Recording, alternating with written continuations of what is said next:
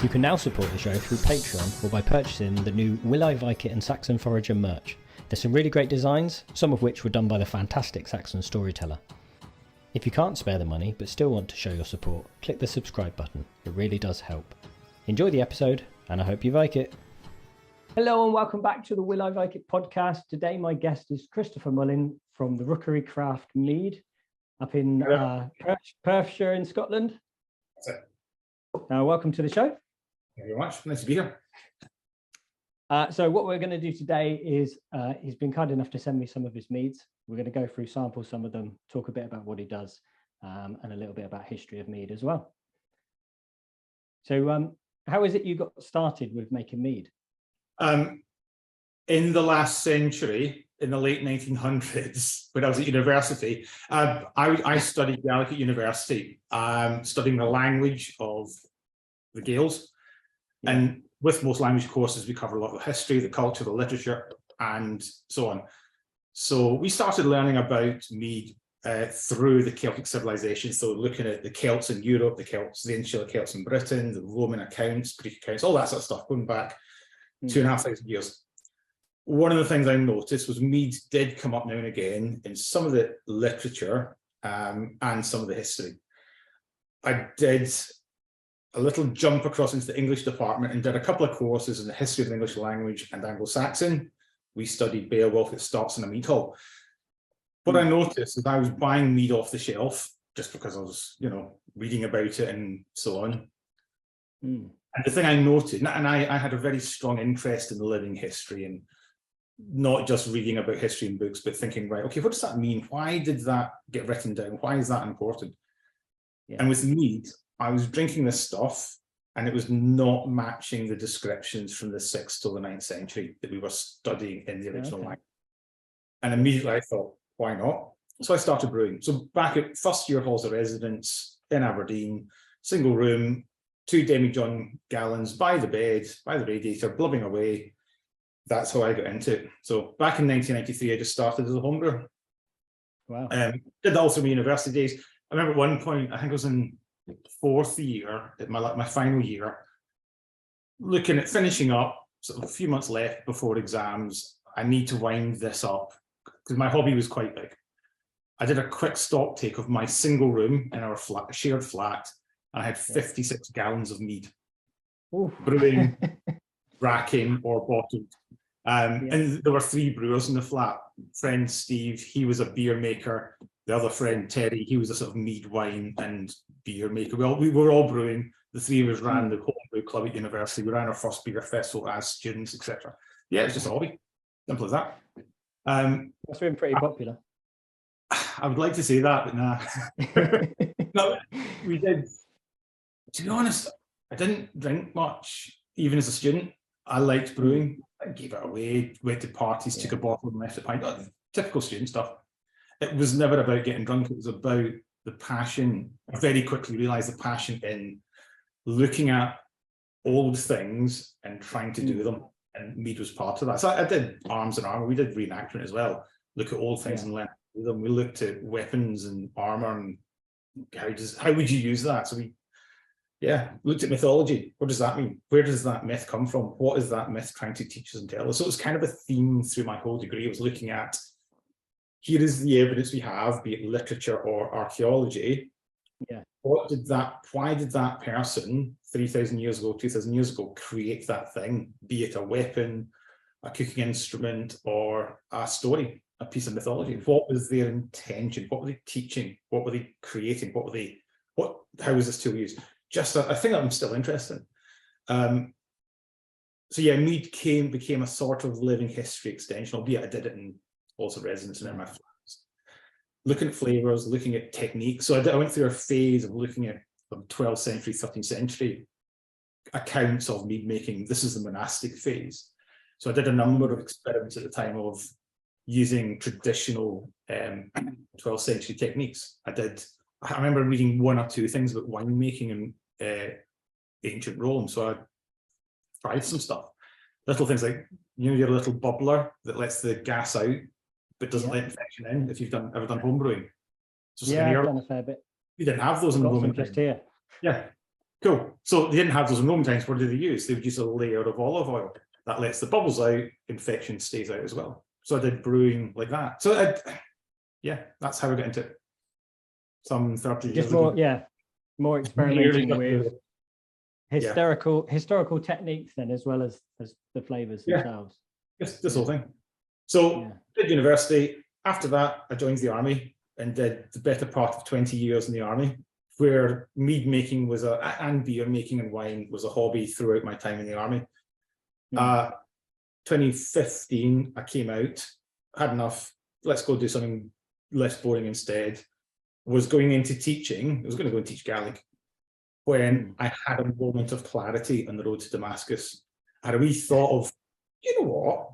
I've just got my army money. I've got the rest of my life ahead of me. I'm interested in teaching, but why just jump into another career, another salary, another structure?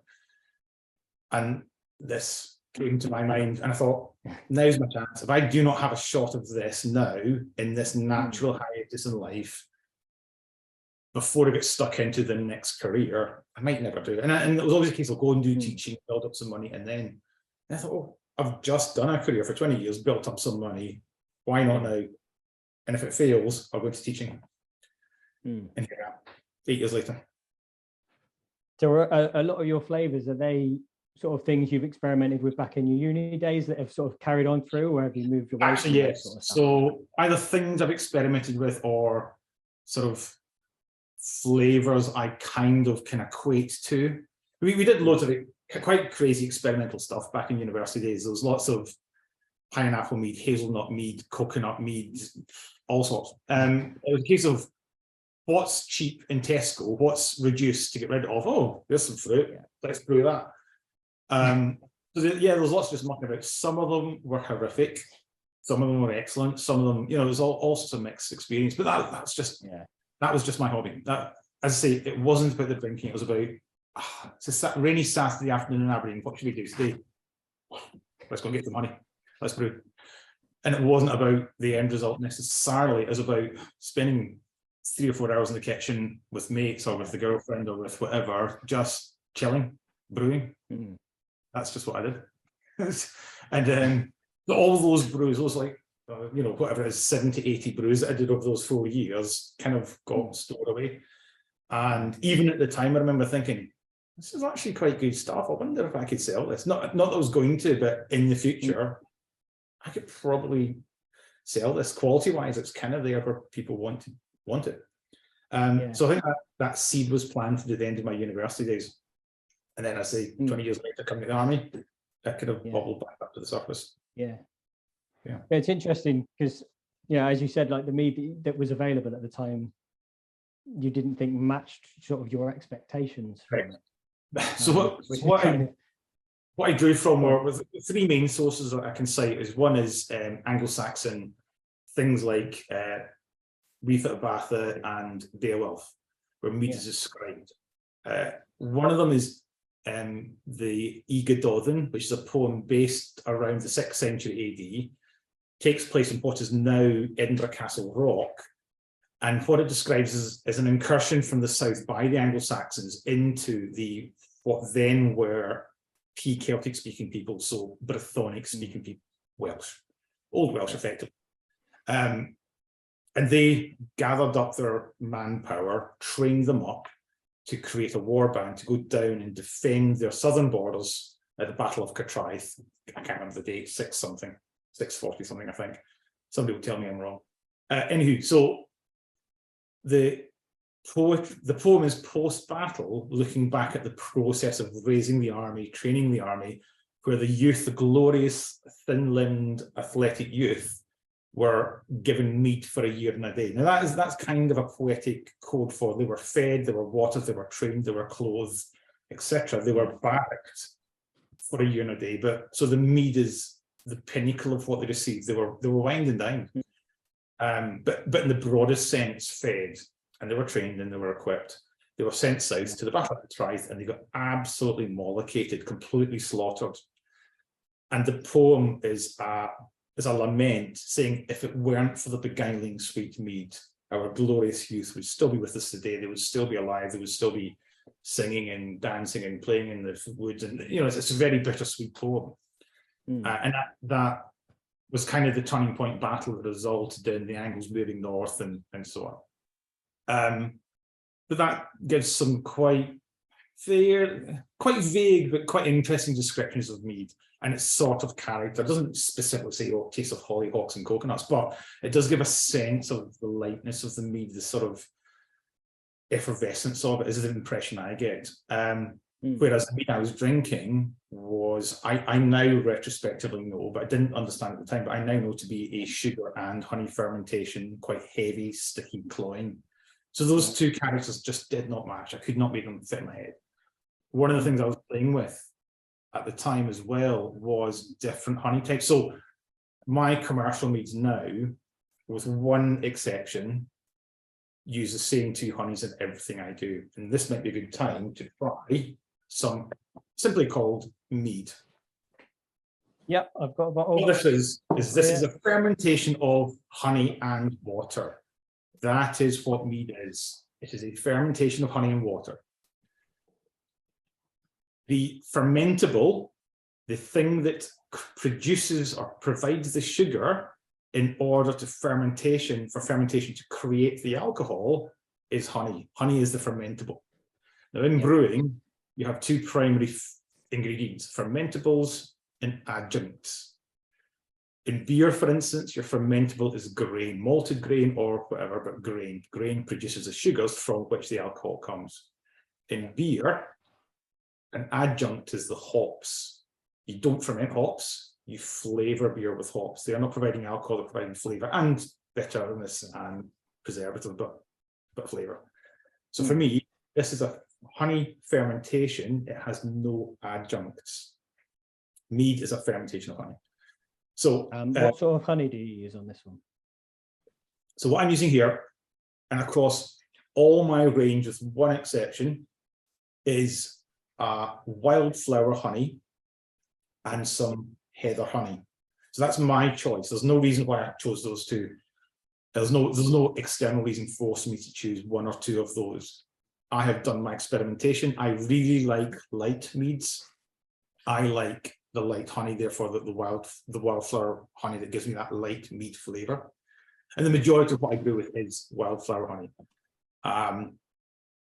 Not to put too fine a point on it, what wildflower honey is if you go to Tesco's and buy Tesco's own honey, that is a wildflower honey. It's a kind of industry term that says we don't really know what the bees went to, kind of everything. So it's not a single flower source, it's where the bees have had access to lots of things. Gale's honey, Tesco's own honey, Asda's own honey, whichever it is, will almost certainly be wildflower honey. It will tend to be a light, and this sounds odd, I like sweet honey. You do get non-sweet honey, believe it or not. So it'll be a light sweet honey with not a heavy character or mouthfeel. That's the kind of characteristic I'm looking for, because that gives me these light, quite wine-like meads, rather than, if you can think of some of the better known brands, quite heavy, quite syrupy, quite sticky meads. Definitely syrupy, a lot of them, yeah. Yeah, and that is a function of the fermentable. So as I say, I was experimenting with different honeys at the time. You can get darker meads, and we will come to a dark one at the end. You can get darker, heavier meads by using darker and heavier honeys.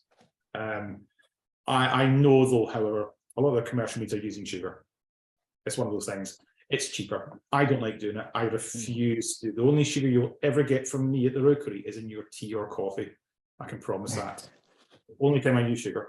Everything I ferment is honey. Yeah. So that's really important to me. That is what mead is. That is what mead has always been. There are other things where you might add honey to wine. Yeah, that's been done for a couple of thousand years. You can buy that in the shops today in the UK. That's not mead. You can ferment grape juice and honey together. That's cool. That's been done for thousands of years. It's nice, good. It's a good story. Still not mead. So you can use honey in fermenting in a number of different ways. My point of view is if you want to make mead, you ferment the honey. We can add adjuncts, and I do add adjuncts. So what I don't do is I'm not making a range of meads using a range of honeys. If you want that, I don't know if I'm allowed to say this, but there's a guy called Bob. Bob at More Mead does amazing meads using a wide range of different honeys. That's his approach, and it's a completely legitimate approach, and I really like his stuff. And he gets an amazing variety of flavour through using different honeys. He's an example of one approach to making different products. I've chosen not to do that. So with the one exception, like Summer Mead, I have wildflower, heather honey in everything, and roughly approximately the same ratio across the board. I get my varieties by adding adjuncts, broadly speaking. But the one we're just trying here, honey water yeast, as simple as it comes. So one of the things that I've chosen to do as well is I've chosen to go for higher alcohol. Because mead can be sweet, it doesn't have to be, but can be sweet, I felt when I set up the business that going that higher alcohol would cut into the sweetness or any sweetness that's there. Even my less sweet meads, there's still often that character of honey, even though it's not sweet. But there's that mouthfeel of honey. So again, the alcohol cuts into that and provides a nice balancing contrast to the sweetness and so on. I also did market thinking, and I decided that no one else at that point was really doing higher alcohol except for Lancashire at that point. Yeah. So it was about market placement. It was about flavour, but it was about market placement. It was about quality levels. It was about a number of other things and unique selling points. So I was positioning myself in the market, but largely it was about flavour. Whilst I'm very hooked into the archaeological and historical bit, 17% probably wasn't really doable in that Bronze Age period that I'm interested in. Not saying it was impossible, it was unlikely. So I have done wild fermentations using plum skins, using grape skins, using other things. And I was able to get 8-9% quite consistently. So that's definitely doable. Those wine strength meads using Neolithic and Bronze Age techniques. 70% no, but this isn't an archaeological reconstruction for a museum, it is still a commercial product. So I went for 70%. But that one there, that simple mead, simple as it comes. I when I'm selling this, I would characterize it as being quite sherry-like. So there is a lightness, but there is also a richness. It's not super sweet. It's kind of in the medium part of my sweetness range in my spectrum. And I would also describe it as a slight aftertaste, a slight floral aftertaste, but not flowery, it's just slightly floral, which is coming from the heather honey. So the heather honey's got a nice, rich, floral flavour, and it's local honey. The guy that I get my honey from I'm pointing over there as if you can see, he's the other side of the river from me, and his he's got a wee sort of garage where he does all the honey processing at the bottom of the road from the Rookery. The hives are on the same hill that I'm on. You mentioned earlier about wildflower honeys from like your Tesco's, your supermarket stuff. Yeah. Is there going to be much difference? So if someone's going to brew their own mead, is that going to achieve as good a mead as if they get it from a local producer like you are? As far as the honey quality is concerned, it will be exactly the same, because the guy that I buy my wildflower honey from packs for Tesco. So his honey is going in Rookery Mead. It's also going into jars on the shelf at Tesco. There is no difference. It's the same. It's the same honey. I only wondered because it's a lot cheaper, isn't it, when you get the own brand? I've done it myself fairly frequently, and I just wondered whether the quality of honey is very important, and the flavour of the honey is very important. But I know the guy, that the honey supplier, quite well. My wife worked for him for a wee while as well. I have my sources were inside the company, and so I remember about 5 years ago, I think it was, there was a lot of talk about, you can't trust honey, it's all adulterated, and honey from China, honey from here is all, that's not what I'm being told. So one of the things I did when I heard that story is I went straight down to Andrew and said, right, talk to me about honey getting imported, because I use an imported honey, and I've never been shy about explaining that. Heather honey is from over there. My wildflower honey is imported. It's a commercial product, especially the quantities I'm buying it in. Talk to me about honey, I said. So he explained to me the import process. He talked to me about the testing process. So at the time, pre-Brexit, all honey came into the UK first, I think it was Amsterdam, if I remember correctly, and received a 10% check, looking at physical characteristics, looking at melting point, blah, blah, blah, viscosity. Anything that went outside of parameters got taken for a genetic deeper test. That then came into Ramsgate.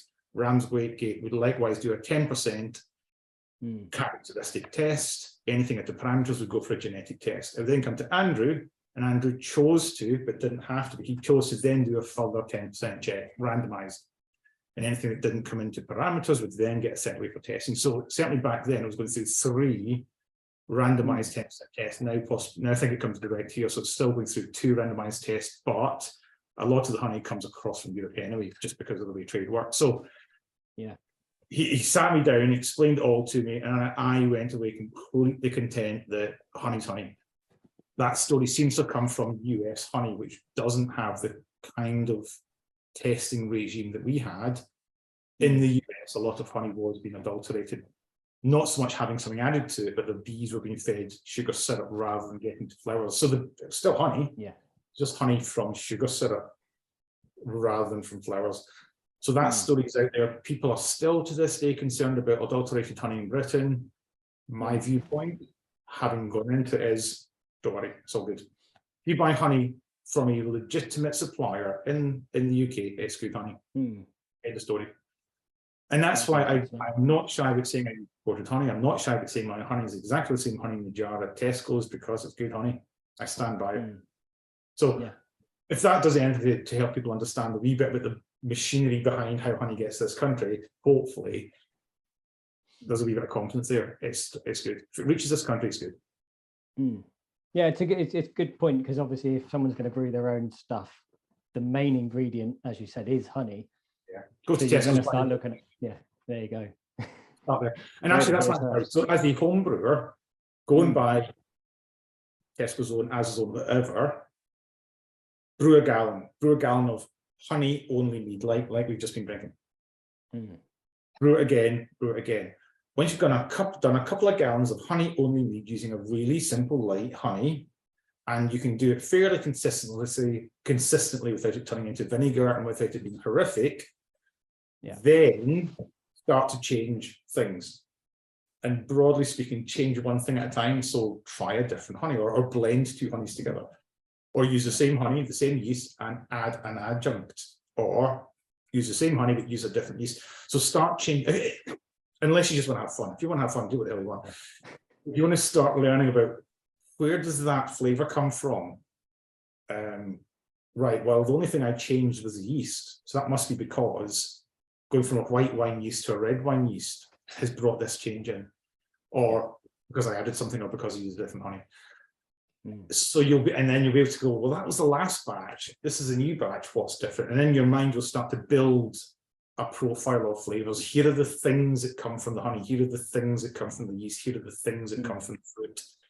And you'll be able to predict better. So once you've got that kind of those reference points built up in your palate, you can say, right, I'm going to do 50% chestnut honey with my wildflower. Well, I can taste the honey.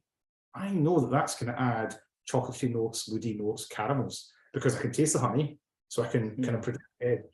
You know what you're going to get. Once you've got a few your belt, you can start to do that, because you know one thing changed at a time is where that flavour comes from. That's what I spent 4 years doing at university. It's paid off. So I don't know if I mentioned at the beginning, this is the first time I'm actually trying your mead, so I've held off. They turned up last week and they've been sat on the side. My wife's been desperate to try them. No, we're going to wait.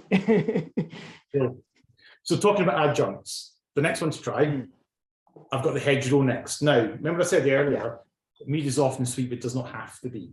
So I deliberately, as a market decision, as a commercial decision, decided to not so much focus, but bring in a good range of drier meads. That's a deliberate choice for me, partly because so many meads are excessively sweet. And yes, the historical evidence talks about sweet mead. Brilliant, that's great. But that's not the only way that mead can be. And I'm trying to balance that tendency for commercial meads to be quite sweet. So the hedgerow is an example of a less sweet mead. Now, this is by far not my driest. My driest mead, I currently have none of, but I'm about to brew it again, is my Mountain Ash mead, Rowanberries. And that was a kind of two fingers up to the wider industry, which produces very sweet and those cloying, syrupy, sugary meads. My two fingers up to them to say, do you know what? Here's a mead that has no honey left. It has all the honey is gone. It is completely dry, but it is not acidic. It's not sour. It's not sharp. It's quite powerful. It tastes like sake. So that was a kind of proving to people mead doesn't have to be sweet. I regularly get people say, "Oh, mead, that's obviously sweet, isn't it?" No, can you try that? And I'll put the Mountain Ash in front of them and say, "You tell me if that's sweet or not." And they go, "No, that's not sweet." And it's about showing the wide spectrum of flavour we can get from this product. So that's when you're Sorry, go on. Go ahead. I'm going to say I've brewed quite a few dry ones myself, because obviously when you start out, it's the easy way to go, isn't it? I mean, you ferment till all the sugar's gone, and they're relatively stable at that point. But yeah, they do come out quite nice they're more like a wine than a mead, I would say. Yeah. Yeah. And again, as a homebrew technique and a commercial technique, I always brew dry and back sweeten if I need to. So by brewing dry, it means that you can control the sweetness. If you brew sweet, there's not a lot you can do to make it drier. You can mask, you can sharpen, you can add a bit of acidity, but you can only change it so much. If you go incredibly dry and want it sweet, just keep adding honey until you get to the sweetness level. You can't go all the way. And that's both a homebrew technique and a commercial technique. That's what I recommend. Always brew dry. Yeah. You can. So this one here, hedgerow. Hedgerow is kind of tapping into the archaeological evidence. So I've mentioned a couple of historical sources that I use, 6th century. My archaeological sources really tend from about 2,000 years ago to 5,000 years ago. That's the kind of era I'm looking at. So late Europe, I'm looking at Europe. There are other sources, other archaeological things, but I just focus on Europe. It's what I'm interested in. It's what I know. So we are looking at the very end of the Neolithic period, through the Bronze Age, and just into the Iron Age, just the first hints of the Iron Age. And this is a good example of a Bronze Age mead. So we'll come on to, we'll talk about the archaeology in a minute, but what this is, what hedgerow mead is, same two honeys, wildflower and heather honey, and some fruit. Every time I make it, it is different because it's based on what I forage for in that last period. And I forage all around, mostly within walking distance of the house or the rookery, but occasional jump in the car. But in this one, we've got things like crab apples, pears, there is raspberry, rowan, hawthorn, sea buckthorn is the most dominant flavour, sloe, and something else. Bramble, blackberries in England, something else, can't remember, stuff, lots of stuff. Every time I make it, it's different. The first one was quite berry in character. It was quite red curranty. The second one was quite herbal. Wasn't very fruity at all, despite being full of fruit. This one I described as peachy and citrusy, and that's the sea buckthorn coming through. So I'm going to say I'm surprised that it's not got more colour to it, because it's still the same sort of colour as your other mead. Yeah, and that's down to the acidity. Acidity. So in fruit and vegetables, your red cabbages, your cherries, all those plums, etc., sloes, contain a group of naturally occurring chemicals called the anthocyanins. Now, anthocyanins give red to deep purple colours depending on the acidity. And there are different acidity bands depending which colour comes out. Because of the yeast I use, and I use a distiller's yeast. Champagne yeasts are very popular for homebrewers making mead. White wine yeasts tend to work very well. I choose to get 70% to use a distiller's yeast, and a particular distiller's yeast that for my palate produces quite ester-like flavours, so nice light fruity flavours. But that particular yeast wants to be very close to pH neutral. It doesn't like acidity. So I brew almost bang on, give or take, pH neutral. At pH neutral, the anthocyanins do not activate. So if I wanted to get the lovely colours, I'd have to become more acidic for them to activate. So that's why. That's the reason. Okay. Yeah, I didn't know that. There we go. So light, fruity, citrusy, peachy notes, and fairly dry.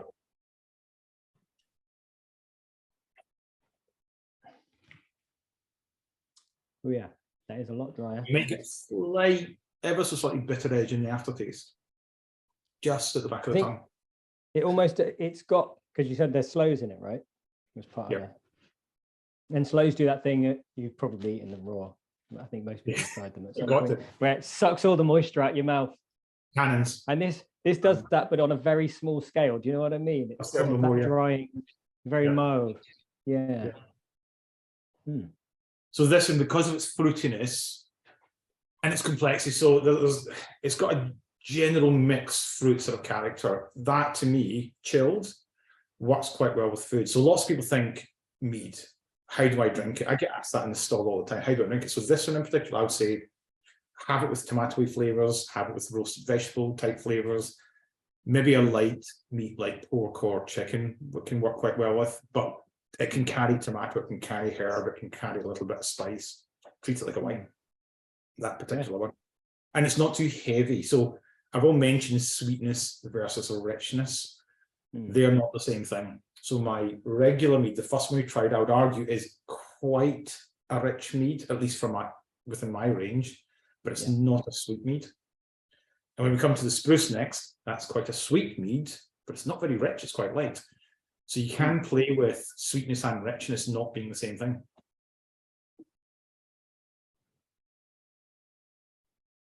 So that's the hedgerow. And I say different every time I do it. Yeah, very the nice. foraging for me is very important. So going back to those archaeological sources, I at the moment I use primarily seven sources that I know quite well, as examples of Bronze Age meads. Now, these are honey fermentations with adjuncts to flavour. This one has 9 different adjuncts in it. Yeah. That's a kind of Iron Age and later phenomenon. So having honey in sufficient quantities to commit to brewing, bearing in mind, it's not really until probably the late medieval, if not early modern period, we fully understand what brewing is and why. Now we know how to brew for thousands of years, but understanding what yeast cells are, etc., is modern.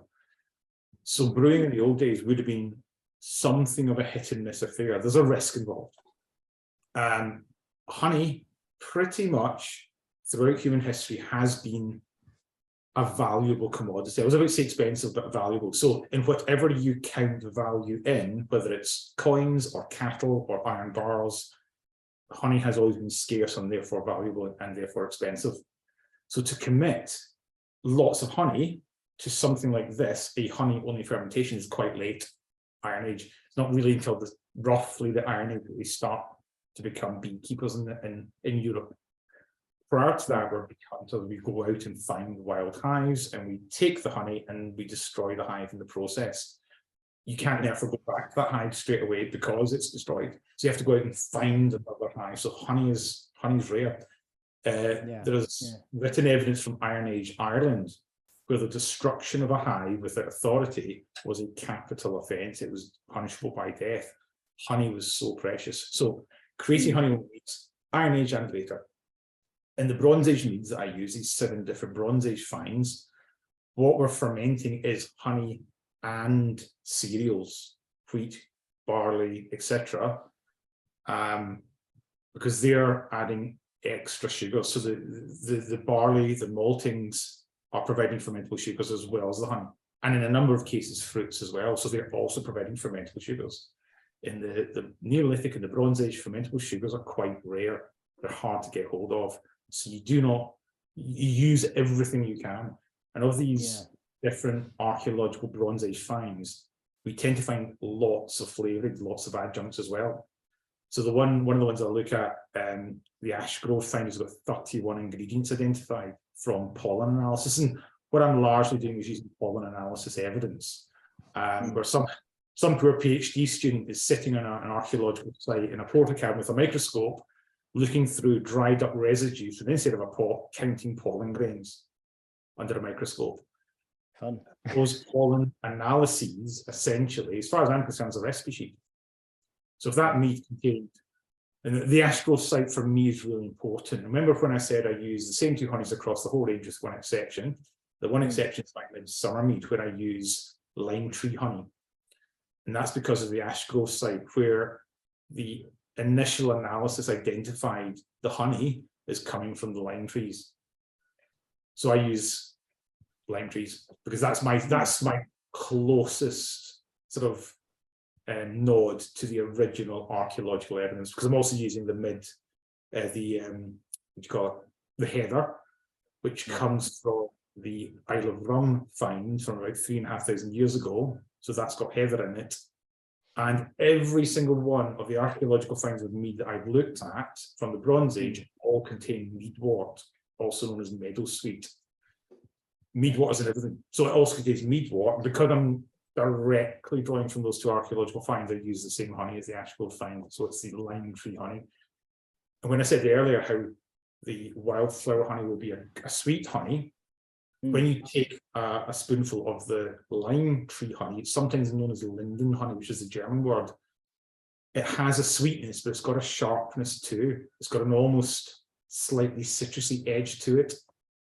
And that's an example of a honey that has more than simply sweetness. It's got sweetness and a little hint of sharpness, which comes through in the mead. So that mead itself is fairly dry, but it has a bite to it. It's got an edge, a slight acidity in its flavour. And that's great fun to play with. And I'm doing that direct link back to our ancestors 3,000, 4,000 years ago. Literally using the same ingredients they used. Yeah. Which I really enjoy. Yeah. It's as close as you can get it, like you say. I mean, without. And so the hedgerow is that sort of generic, look, honey plus things I've taken off the hills is how we made mead for 3,000 years. So that's the hedgerow. And it'll always be different. Yeah, it's nice. Nice one. Good.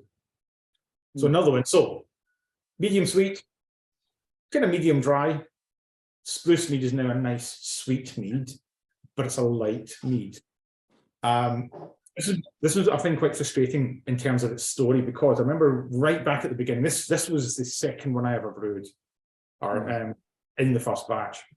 I remember reading some stuff about it, came up with this really good story, this really good historical and kind of semi-archaeological background to it, and I cannot find my research. I've searched online, and I cannot find the original source. So, I can only do it from memory or from my notes, but I cannot find the source anymore, weirdly. But this was inspired by a drink that was being written about in the 1870s. It was a travel writer traveling through Scandinavia, and he described that the Sami, the indigenous peoples of northern Scandinavia, would make an intoxicating and hallucinogenic mead from the spruce tree as part of their shamanic tradition. And that's, as far as I can do it, a word-for-word quote. But that's all we know. I know nothing else. And certainly in the archaeological record, there's nothing from that part of the world. I've looked, I've tried, I've been in touch with universities, I've been in touch with experts in Scandinavian food. There's nothing. So this is very much interpretative. That's that single sentence. Spruce, intoxicating, right? That's going to be a mead as far as I'm concerned, because that's what I make. Yeah. Other sugar sources they could have used, there aren't too many, so mead's a plausible sugar source they might have fermented in those latitudes anyway. It's not hallucinogenic from the spruce. So this is not, there's no hallucinogens in this whatsoever, which did lead me on quite an interesting journey to look at what might have been hallucinogenic.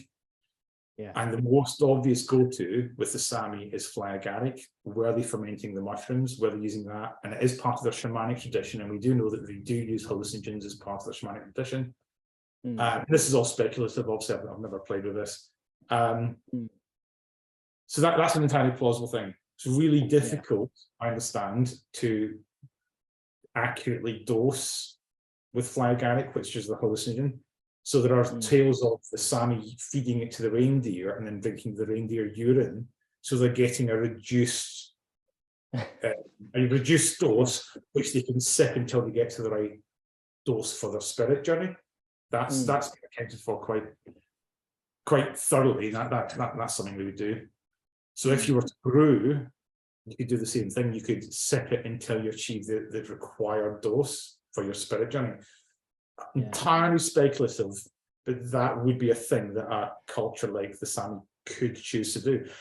So that's my interpretation. Spruce mead. It may be something like what the Sami would make things a year.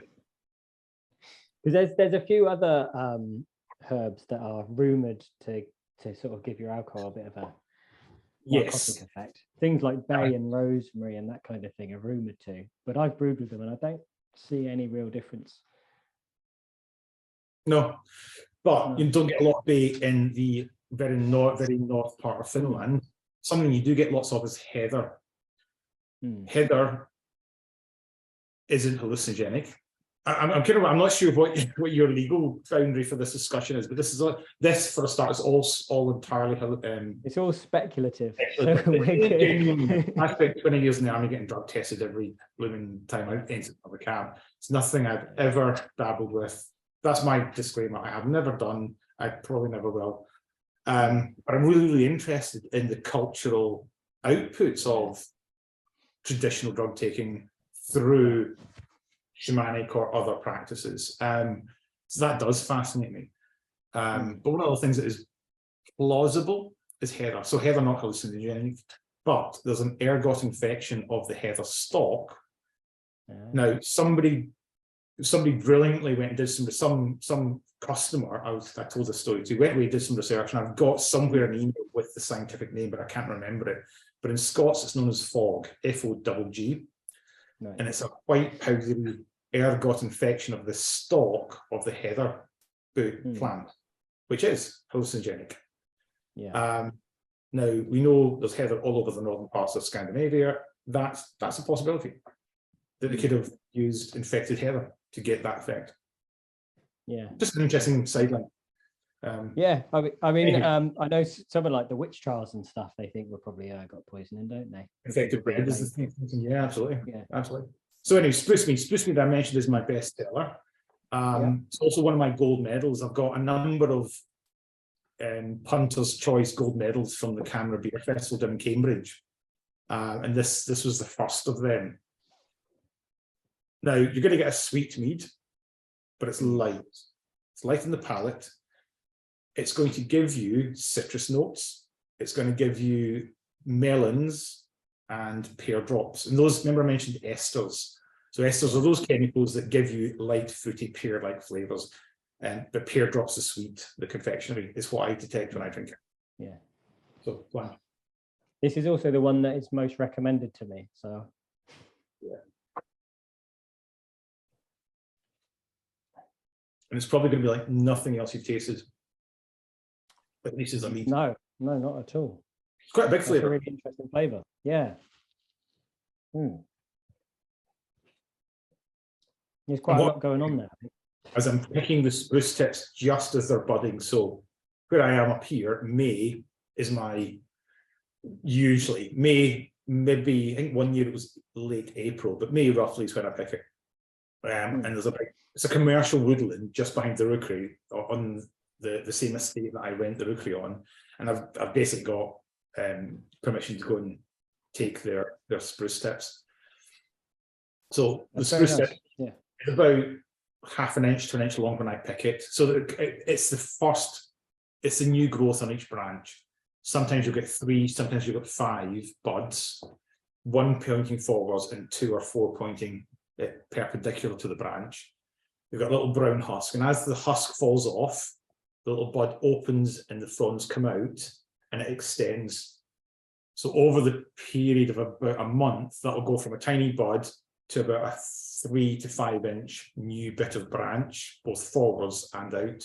Then next year, each one of those will grow 3 to 5 buds and so on. But I'm picking it just as the husk has fallen off and it's about to open but hasn't yet opened to get that flavour. I leave it on the branch another week. I've got a 2-week window to get it. I leave it on the branch an extra week, it would taste like that. It might be an interesting flavour. It could be quite piney, resinous, but it wouldn't taste like that. So I'm guessing you've experimented with doing that, have you? Yeah. I've taken pine needles, spruce needles throughout different parts of the year, brewed them up, and I went for that one. So this was a test phase. Now, I've got a sort of a process for new flavors, which is, I'm going to tell you because home brewers might be interested in it. So first, start off with the raw ingredient, whatever your adjunct is going to be, whichever fruit or herb. Learn what it tastes like, eat it. Second up, I'll make a tisane, a tea of it. Boiling hot water, give it a time to steep, sip it as it steeps. And again, that can be quite an interesting lesson. Make your tea, give it a sip, let it steep for 5 minutes. Give it another sip, let it steep for another 5 minutes. And sometimes the flavour just strengthens, sometimes the flavour changes. And a classic example of flavour changing is nettle. Nettles picked early in the season are light and peppery. Pardon me. Nettles picked late in the season will be quite soupy, quite bovrily. Nettles just blanched very quickly and taken out of the hot water will be quite light. Let them steep, you've got bovril again. So the temperature and the season of nettles is incredibly significant of what actual flavour you're going to get. Other things less so, but it's quite useful to try those different tisanes after 1 minute, 2, 3 minutes, 5 minutes, give it some more time, try it cold the next day. Then I'll usually go into a single gallon brew, ferment it with the honey. What does that taste like? And what I will sometimes do, especially when I'm doing bespoke meads, so sometimes I do bespoke meads for customers, somebody wants a wedding or a special occasion. So I'll tend to go for a couple of different, we'll have a discussion, choose a couple of different flavours, and then I'll brew up a sweet, medium, dry version of that one, and a sweet, medium, dry version of that one, and a sweet, medium, dry version of the blend of the 2 or 3 flavours they're interested in. And we'll have a wee tasting session and say, well, I like ingredient 1 when it's sweet, but I like ingredient 2 when it's a wee bit drier. So we'll create a mead that way. But that brewing phase is often very important, and then we go up to 200 litres or 400 litres or whatever it is I'm going to do commercially. So that's the kind of thing: dry taste, tisane, brew, commercial. So developing a mead from first concept to commercial in the barrel might take a year or so. And then you've got the aging process as well, haven't you? So you add that on. Right, so aging. There's only one that I've aged. Some of my meads are old. Only one of them is aged, and I use those 2 words deliberately because I brew in plastic, big 200-litre plastic barrels. I store in either those 200-litre barrels or 1,000-litre IBCs. Those things you see in farm, massive white cubes, plastic, food grade plastic, because it's inert. It does not impart any flavour. So I want the mead to taste the same in the first bottle as it tastes in the 400th bottle that I take out of that barrel. I want that consistency. And I tend to bottle in quite short batches. So bottle maybe 10 cases, 12 cases, sell that. When I need some more, I'll bottle another 10 cases and I'll just draw off the barrel as much as I need for the next little period of time. So I kind of need that consistency. So I deliberately use inert storage. So that brew, so in the hedgerow I brewed in 2021, bottled it in 22, and we're drinking it in 23. So there's almost an 18-month, 2-year lifespan. Tastes the same as it did when I first bottled it. The cask reserve is different. The cask reserve is aged because that spends time in oak barrels. Oak barrels are not inert and they're not sealed, they're not airtight. So you're getting that chemical exchange of flavours in the presence of oxygen. And essentially that's what barrel aging is. Chemical exchanges in the presence of oxygen. With my plastic barrels, there is no chemical exchanges in the presence of oxygen. Oxygen is limited and there is nothing there are no oils or anything else to exchange in the presence of oxygen. And that's deliberate. That's a very, very deliberate choice. So my meads, with one exception, are not aged, but they could be, well, I've got, I think, 8 bottles of lavender mead left. They were brewed in 2017, 2018. I just brewed lots of them, and it's quite a slow seller. So the 8 bottles left are 5 years old, but they are not aged. As far as I'm concerned, as far as my sales pitch is concerned, I don't want to trick people into thinking they're getting like a whiskey type aging. Yeah. So it's not aged. So as far as a home brewer is concerned, there's no point aging because everyone uses plastic or glass demijohn. Not quite. So there is what I would describe as a settling period. And it's something I noticed, and it happens in the glass, it happens in the plastic. Maybe for a month or two, you'll get a sort of relaxing. And I can only describe it in fairly Zen-like terms. But if you brew a mead, you might have a honey component and an alcohol component and a fruit component. And certainly in my palate, they might seem quite separate. And then a few months later, they sort of coalesce, and you get alcoholic fruity honey. Yeah. Nothing changes. There's no qualitative change in the flavors. Those flavors just seem to feel, I perceive them as less distinct, and they become melded, but they're still the same flavor. It's hard to explain.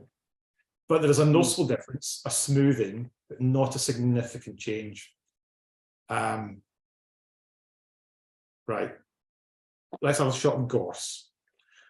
So gorse is horrible. It is the unholy union of hypodermic needles and wasps in plant form.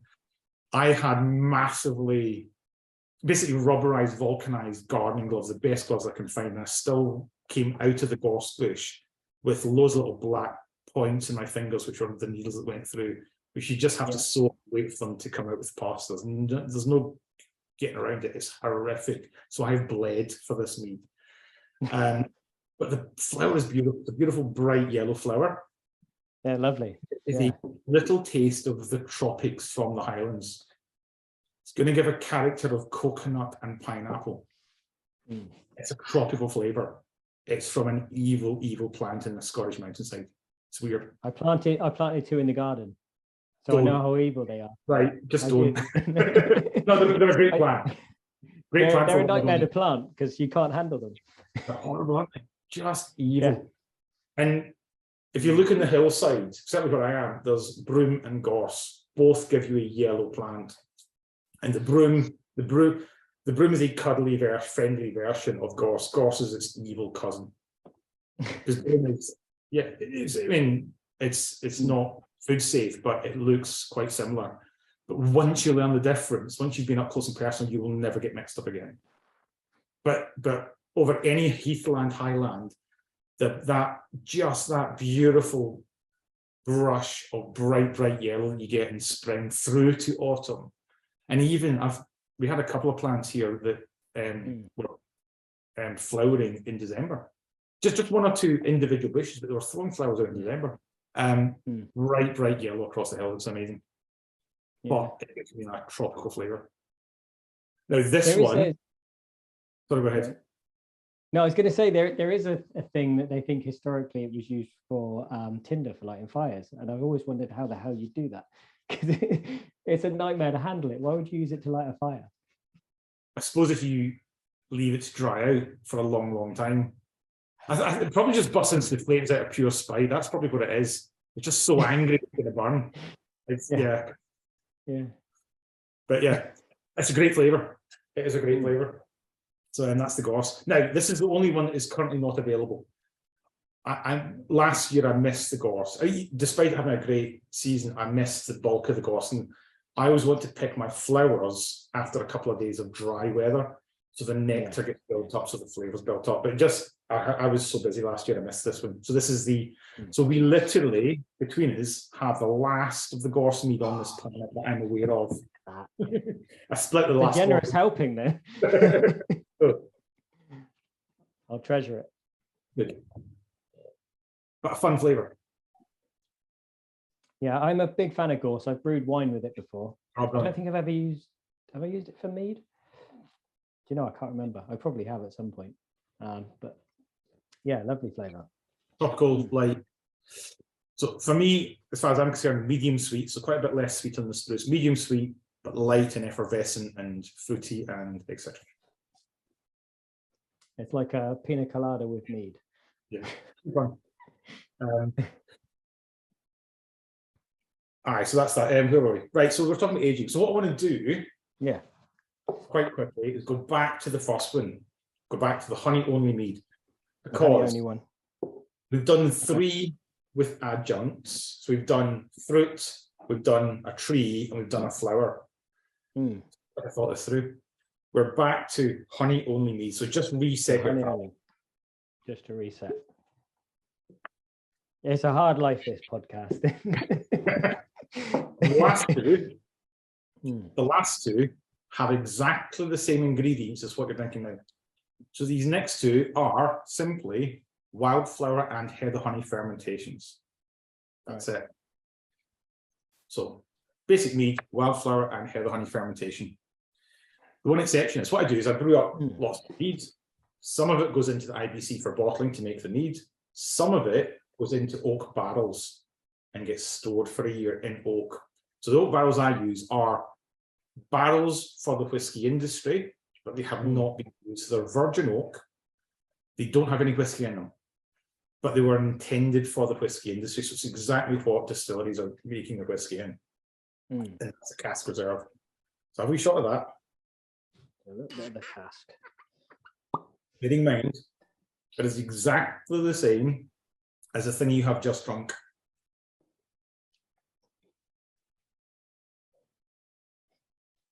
Mm. Oh, wow. Quite a difference, isn't it? That is completely different. And that is the exchange of chemicals in the presence of oxygen. That is oak aging. And it's only getting a year. Bearing in mind, whiskies get 3 years minimum by law, plus whatever else they choose to do. That's simply 1 year. That's really nice. And there are charred oak barrels that I use, so again, made for the whiskey industry. I've got 2 barrels, big one and a little one. The little one is probably, this will possibly be its last use. And I will either exchange it or sell it or whatever, or send it back to the cooperage to get it refurbished, where they take the iron off, they split it down, they dry it out, they re-char it and put it all back together. So I get a fresh, effectively new barrel. I'm quite fond of my little barrel, it's quite cute. And it doesn't break my back to lift like or to move like the big one does. I'll probably get it refurbished just because I'm emotionally attached to it, and that will regenerate that smoky charcoaly flavour, that sort of burnt element to it. And the big one, Maggie Moore, Big Maggie in Gaelic, it's only the second time I've used her now. So this was the first use of Maggie Moore, this particular bottle that you're drinking. So Maggie Moore's now, it's only batched the second time I've used Maggie Moore. So she's still got lots of charcoal, lots of woody smokiness coming from her. But the wee winner probably needs refurbishing next year, or later this year. Have you thought about using the ex-whiskey barrels as well, rather than a new one? I cannot talk about that. I actually have 2 non-disclosure agreements on the Rookery for different things I've done through. My background is actually intelligence, and in some ways I've got more restrictions on the Rookery than I had as an intelligence officer. Yeah, so yes, you can use. Yeah, you can, but you can't talk. One could. There are things one could do. Yeah, we've actually got the last Master Cooper in the country in our town. Excellent. Cool. Yeah, and he's not got an apprentice, so when he's gone, there's no Master Coopers anymore. That's a shame. Yeah. So yeah, it is. Yeah. Is he advertising? He's looking for somebody. Do you know? The last time I did the brewery tour was a few years back, and he wasn't planning to get an apprentice. Right, okay. So when he's gone, it's done. Yeah. Well, I went to pick up a barrel from the cooperage, the Speyside cooperage up at Craigallachie, and it was an absolute assault on the senses. It was brilliant fun. So it's a massive warehouse. It's like the size of a hangar, and all the grockles go in the front door, pay for the tour, and stay behind glass up in the viewing gantry. I'm one of the proper people. I went in the big hangar door, walked past a guy with a blowtorch charring wood. There was the apprentice section over at the far part. There were barrels getting thrown around. There was the smell of malt, the smell of whiskey, the smell of burning wood. And the noise was phenomenal. It's just a massive tin shed with guys with hammers. It's an an entirely manual industry with very little machinery. It's basically not changed in 3,000 years. And it's just, it's an assault on the senses. I'm so glad I got to go into the proper floor and not stand in the office. I wasn't invited, I just walked in. But rather than going into the office and wait for my barrel to get handed to me, I just walked up and spoke to the guy. It's brilliant. Yeah. All 5 senses overwhelmed. It's cool. So that kind of thing. So going back to those Bronze Age meads, Bronze Age meads, we think could have been fermented. Well, we're definitely fermented in pottery. There is a suggestion that you could actually use ground pots. So I think there's an evidence from the Barnhouse find, or one of the finds on Orkney, where you've got pottery things, vats, built into the floor. So you have to scoop it out. Pardon me. Right. Barrels don't really, the technology to make barreling doesn't really arrive until the arrival of the Celts. So about 500 BC, give or take, thereabouts. It's imported in from Europe. So the ability to take shape staves and iron bands to make cups and barrels and storage. So something like this would not have been even possible until really late Bronze Age, early Iron Age, because of that barreling technology. So that's that one.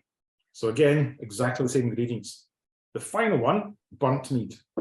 Yet again, the same 2 honeys fermented. But what happened was, I was away at an event, but I wanted to come back from the event and start brewing straight away. My dad was also covering an event for me. So he came up here to deliver the stock back.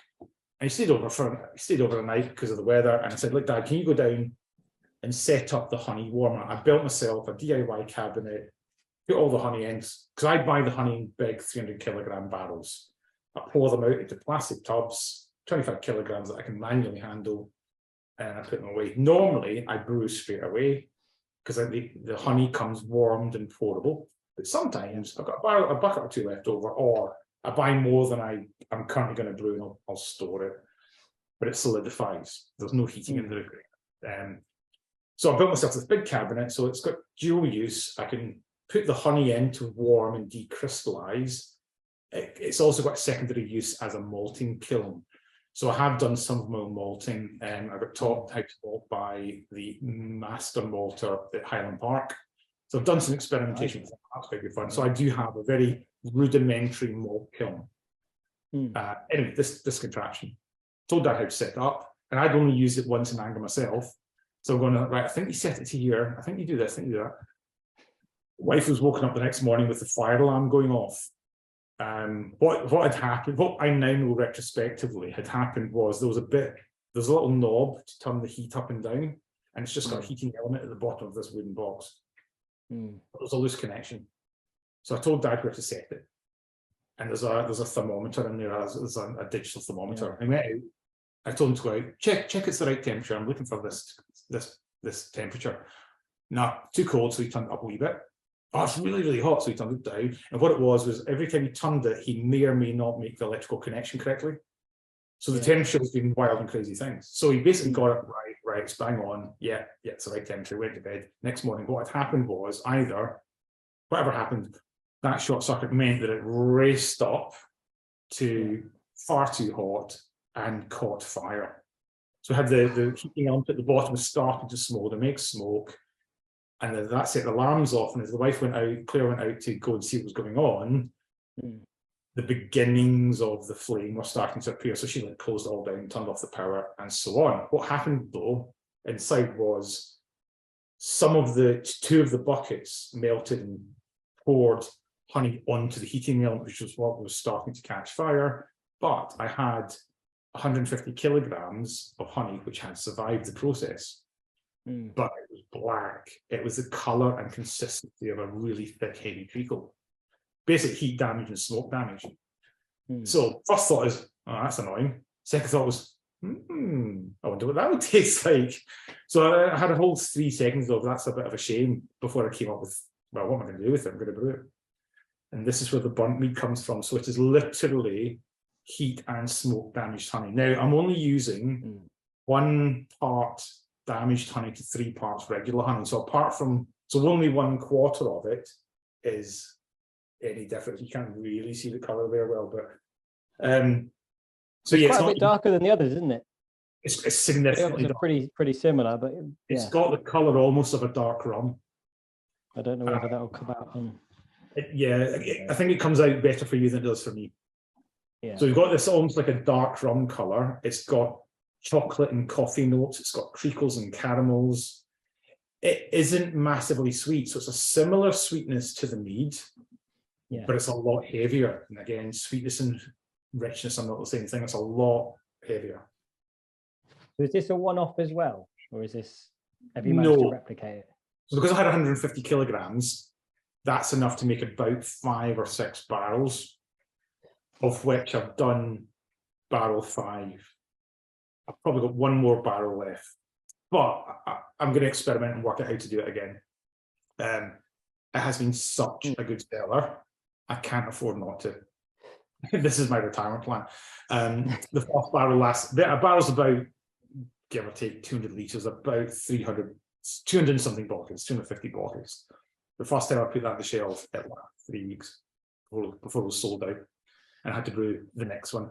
I've now got the second barrel lasted a similar length of time. Barrels 3, 4, and 5 have just gone through the filter this weekend, so that's on the shelf now. That went on the shelf on Sunday night.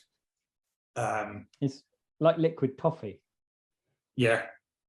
All the science of caramelization is incredibly complex. I don't understand that. I don't think food scientists fully understand it. And I've looked a wee bit into it, like what's going on here is hugely complex. Down to which sugars you have, which temperatures, where the temperatures and oxygen present, all those different parameters mean the level of the complexity of flavour that comes out is immense as well. That's why I say coffees, I say chocolates, I say charcoal, there's toffee, there's caramel, there's all these things. Honey's the only ingredient. It's exactly the same as that one in terms of what I put, the inputs are the same. Just one of those honeys got heated. I like your mindset and how you've managed to turn a negative into a positive. Yes. That's brilliant. Like most people just think, oh my God, it's a complete tragedy. We've lost it. And you've gone, no, we can work with that. What was annoying was the week it took me to get the floor toffee cleaned up. So the stuff that fell onto the heating element got cooked even more, and it poured out of the box onto the concrete floor, and some of it was toffee and some of it was cinder toffee, that honeycomb stuff. Every day go in, boil up a bucket of water, and then put boiling water, mop, come back the next day, boiling water, mop. I've experimented with making cinder toffee, jam, and most of them at some point I've had go over and burn the cooker top. So and that's on a small scale. So I feel you had 50 kilograms of that to clean up. Yeah. But it was, that's really nice. It was good fun to do. And just actually the honey itself is amazing. And what I found was some of it was cleaning up by getting my fingers under it and rolling it and picking it up off the floor. I mean, it would stretch all skin. I could pick up handfuls of it. And obviously I tried it, and you take a spoonful, eat it, you have to chew it. It's a thicker consistency than like Cadbury's caramel. It's thicker than that. Not quite toffee, but it's thicker than Cadbury's caramel. It's amazing. It's kind of like the Guinness of mead. Yeah, nice. So that's the full range done. That's the small one I've got. I do. So, like I say, course is not available. Everything else is on the website. So I sell through a number of stockists around the country. I sell in person at various markets. I've got Stirling Farmers Market this weekend. For business reasons, I'm doing a little bit less for the next few months, but then I'll pick it up again in the autumn just for personal reasons. I'm taking a little bit of an easier first 6 months because last year, God, me was mental. And it was too much. I took on too much and I did too much. So I want a little bit of time back. I'm still brewing, I'm still selling, I'm still doing everything. I'm just not going to be everywhere. But I do things like the Whitby Goth Festival, I do Canberra Beer Festivals, I do medieval events. I mean, Colchester for me is like almost the high point of the year, the Colchester medieval fair. Yeah. And things like that. So I'm around the country, and you can go to the rookery.scot, the website, and buy it direct. So Goss is not available, might be out next year. So by the time I get around to picking it and doing it, so late this year, early next year, I think I've got 10 on the shelf right now, of which we've tried 5. So Crabapple just came out. I just put that on the shelf this weekend. Pear Mead, I've got 3 bottles of Slow left. I've got something like 2 of Bramble. What else have I done? Plum. Plum's quite a subtle one. I've got lavender. I say only a few bottles of that left, but I will be rebrewing it. I've just, what else have I done? Mountain Ash. I think I'm Mountain Ash, but I'm rebrewing that. Midwinter. With your lavender.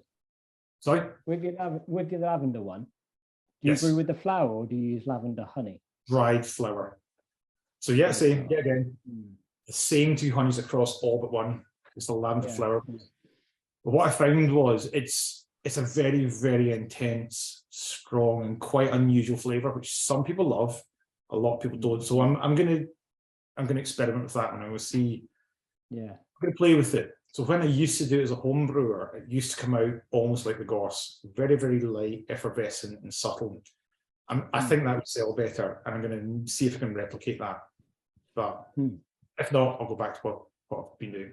So that's a bit of I think on my board now it's 23 flavors, but obviously I cannot keep all of them on the shelf all the time. Yeah. Particularly when I'm also doing the foraging. So there are very few ingredients I buy in. So some obvious ones. So my Midwinter Mead is based on 12th century trade information. So it's a bunch of flavours that became really popular in England after the First and Second Crusades, 11th, 12th century. So that's oranges, ginger, and frankincense. Well, obviously they are not native. So those I buy in. I buy in the lavender, although I may switch to English lavender rather than French, which I currently use, just if I can get the flavour, just to see what flavours do. I'm going to try it. Ginger I mentioned. I think that's it. Everything else I pick off the hills.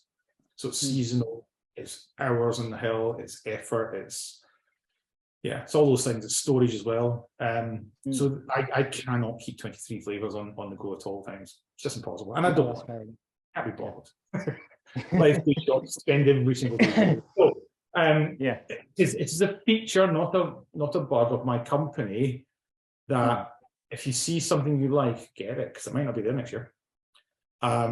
Flavors will come in and out of season and so on, and sometimes I'll run out of something, but one of my stocks will have a bottle left and so on.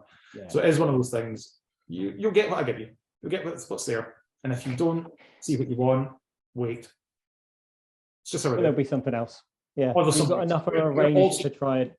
Yeah, that's plenty to choose from, and it also keeps it interesting for me. So I do not want to become a factory manager with lots of people producing carbon copies of what they did last year and the year before. You know what I mean? Yeah, I want to be a brewer. I don't want to be a factory owner. And I completely accept that. Suppose this year will change slightly, next year will change slightly, the year after will be slightly different the time after that. It's because it's handmade and it's natural. I mean, no apologies for the hedgerow. The hedgerow is deliberately different each time. Others, I will use my skill to make it as consistent as possible, but it's as consistent as a handmade natural product can be. There will be variations from year to year. Even just the honey will change, the flowers will change. So there is inherent variation of what I do. And as I say, I make no apology for that. That's a function of what I do. Do you have a favourite? Is that like picking your favourite child? So I have 2 favourites. The Cash Reserve and the Spruce are my personal taste favourites. The slightly cheeky answer is whatever sells best, what makes me most money. But I tend to go for the favourite one. The one I will drink is the one I've most recently made. Because it's the newest, it's novelty. All right, what's this one doing? And I have to drink it to learn so I can sell it. So my favourite is also the most one, the one that I'm currently newest to, because I'll take a couple of bottles home and just sip on it, and I have to work out how to sell this, how to explain it, how to describe it, what story to tell. Because apart from anything else, a lot of what I'm doing, customers have never tasted. So if I went with a gin, If I made gin, most people know what gin tastes like. If I make a rose gin, most people can say gin plus rose. Oh, I know what that's going to taste like. If I say Goss mead, most people haven't got a clue. Yeah. So I have to sit and think about how am I going to explain each drink, because at a medieval event, I will have a queue. That's brilliant, really good for the bank manager, because they know what mead is and they quite often know what my mead is. When I stand in the rain in Stirling Farmers Market, as I will on Saturday, I've got to get Auntie Jeannie to come up to this weird stall with this beardy guy to try a thing she's never even heard of. You get a feel. So, and it's really interesting. I've done a wee bit of the business analysis. So my rapidity of sale at something like a Colchester or a Largs Viking Festival will be, how fast can I put the bottle in the bag and take the money? It will be that sort, nearly that sort of thing. It's like, I count it in tens of seconds, sometimes, or a minute or so from arrival to sale. When I'm at a farmer's market, it can be a 7 to 9 minute sales pitch to explain. So what is mead? I mean, is that whiskey? No, it's mead. It's fermented honey. Oh, right. Does it taste like whiskey? No, it tastes of fermented honey. It's alcoholic honey. Oh, right. So do you add whiskey too? No, it's fermented honey. It tastes a little bit like honey that's alcoholic. Oh, Jimmy, the boy's got whiskey. Do you like whiskey? And that conversation goes round a few times until they've tried a few and go, it doesn't taste like whiskey, does it? No, hen, it doesn't. It's not whiskey. And that's quite sometimes it's quite an extended explanation, sales pitch process in some places, because they're just not expecting. They've never even heard the word. They don't know what the word mead is. So some places, brilliant and aware, educated audience, and I just have to convince them that mine is worth buying. Others, it is right back to the basics. All right, so it's honey. Well, it's fermented honey. Is it alcoholic? Fermentation? And I get sarcastic. I get rude. I can't help it. Have you ever heard of wine? Oh yeah, it's like wine but with honey. All right, so it's made from wine. No. It's really difficult to tell. It's really quite interesting. But what my trick is getting to cross the no man's land, those 2 meters to the stall, and go, just have a taste. Once you have a taste, then I usually get my sale. But it's an interesting sales pitch, depending on where I am. And it's that whole, but I've never heard of it before. It's strange. It's unusual. And getting somebody to part with better, 20 quid plus of it, for something 3 minutes ago, I didn't even know what the word meant. That's quite a sales challenge. And I do really enjoy it, but it's quite a sales challenge. Yeah. I often find people say to me, oh, I tried mead once. I didn't like it. Yes.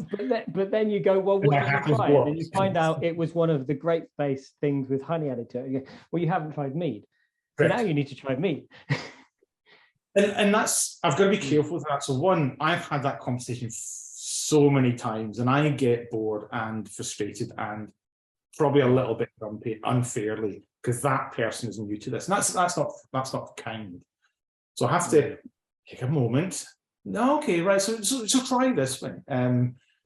Because it's not fair. Those products have a place.